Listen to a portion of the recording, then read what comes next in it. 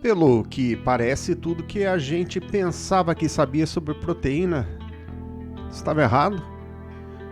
Considerando-se todas as informações contraditórias e confusas que a gente encontra todos os dias a respeito de nutrição, uma coisa eu sempre achei que seria imutável, quase escrita em pedra. E esse é o tema da proteína. Incontroverso é que todos precisamos de proteína. É fato. Os aminoácidos encontrados em proteínas são conhecidos como os blocos de construção da vida porque eles fornecem estrutura para os nossos tecidos e células. Isso é fato.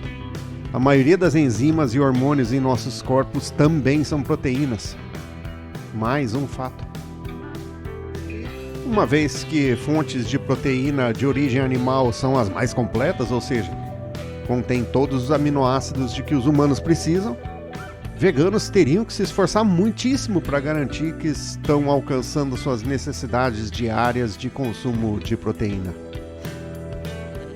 Epa, será? Sempre acreditei que isso fosse tudo totalmente incontroverso, mas recentemente me deparei com duas versões bem diferentes sobre proteínas. Ambas aparentemente igualmente confiáveis. Primeiro, no podcast Feel Better, Live More, do Dr. Hanagan Chantriji, surgiu o Dr. Mark Hyman, que é chefe de estratégia e inovação no Centro de Medicina Funcional da Cleveland Clinic.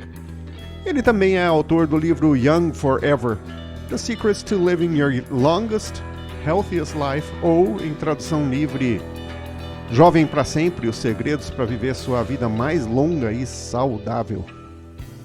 Segundo Hyman, as fontes animais de proteína são importantes, entretanto você pode ser um vegano saudável, mas dá trabalho e você precisa saber o que está fazendo, precisa suplementar com certas coisas para garantir níveis adequados de certos aminoácidos para fazer a síntese de proteínas e construção muscular.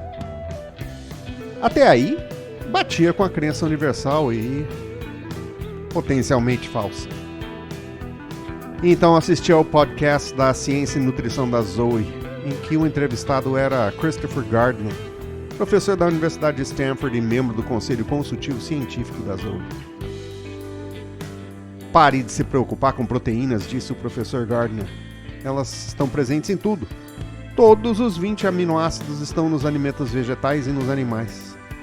Você realmente pode atender a todas as suas necessidades se utilizar uma dieta baseada só em plantas?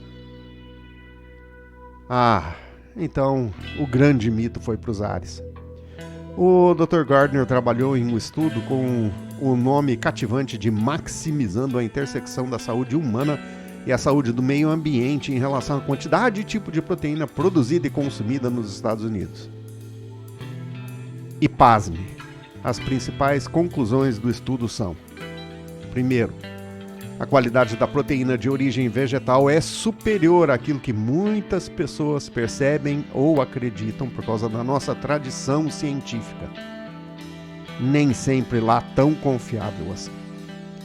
Segundo, a quantidade de proteína total que a maioria das pessoas come é muitíssimo superior às suas necessidades diárias. Já no Feel Better, Live More, o Dr. Hyman deu muita ênfase à importância da leucina, um aminoácido vital para a construção muscular.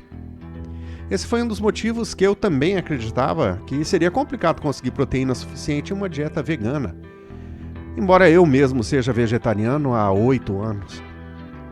Mas o professor Gardner insiste que este não é o caso. Ele concorda que os alimentos vegetais são fontes de proteína menos completas, ou seja, podem não ter quantidade suficiente de todos os 20 aminoácidos de que precisamos, mas a gente geralmente come plantas em combinação, por exemplo, arroz com feijão, então não precisamos nos preocupar com obter o suficiente no dia a dia.